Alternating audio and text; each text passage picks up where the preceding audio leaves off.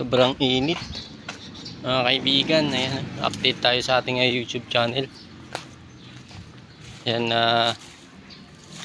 yes, nandito tayo ngayon, oh.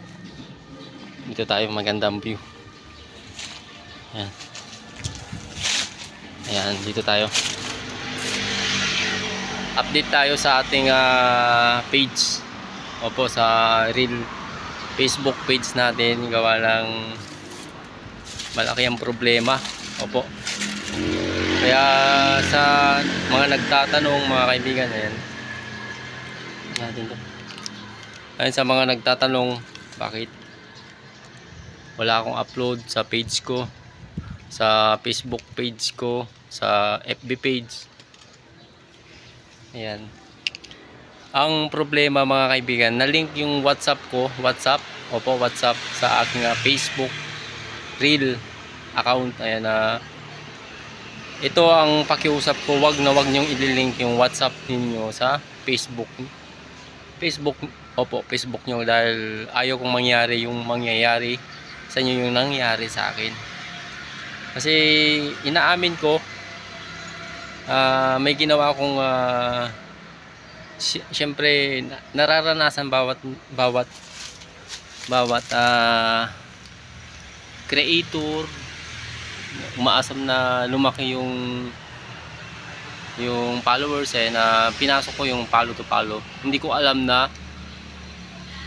meron palang nakaabang na hindi ko inaasahan. Nag-session expired siya.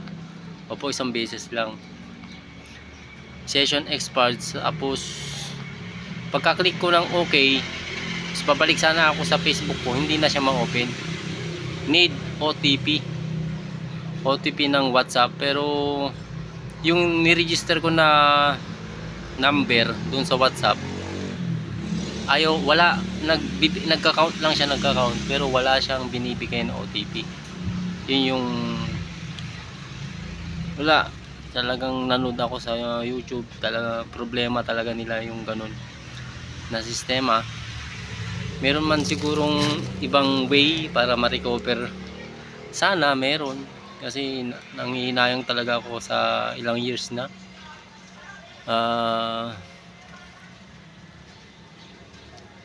mag 7 or 8 years na yung Facebook ko. Tapos sumama pa yung ating ginagawang page na Frank 21. Meron tayong sasahurin doon na pera kung sakaling mawala na yung restriction natin sa page natin. Pero sad to say, mga kaibigan, ewan ko kung pwedeng gumawa ng panibagong Facebook page. Yun yung pinag-aaralan ko ngayon. Tapos saka na ako mag-focus sa lahat kasi struggle talaga yung aking page. Tapos sumama pa yung real Facebook ko. Sa mga nagtatanong sa akin, dito muna kayo manood. Sana mapanood ninyo ito. Bakit hindi ako nag-upload?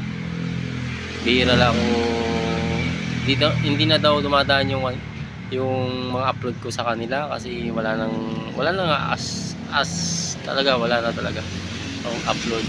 Dito na lang ako sa YouTube mag-update.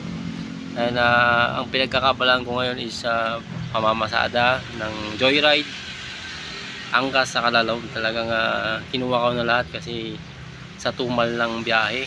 Kaya kailangan mo talagang multi apps kasi hindi kaya ng isa, konti lang, lugi. Kaya kung meron man sanang makapanood nito, na sana kung pwede sanang gumawa ng Facebook page, Facebook account na ganun din ang pangalan ko. Siguro pwede, siguro iibahin lang yung email. Yun yung alam ko. Masaka tayo gumawa ng page lahat. Grabe, no? Sabi nga nila, pag nadadapa kailangan bumangon.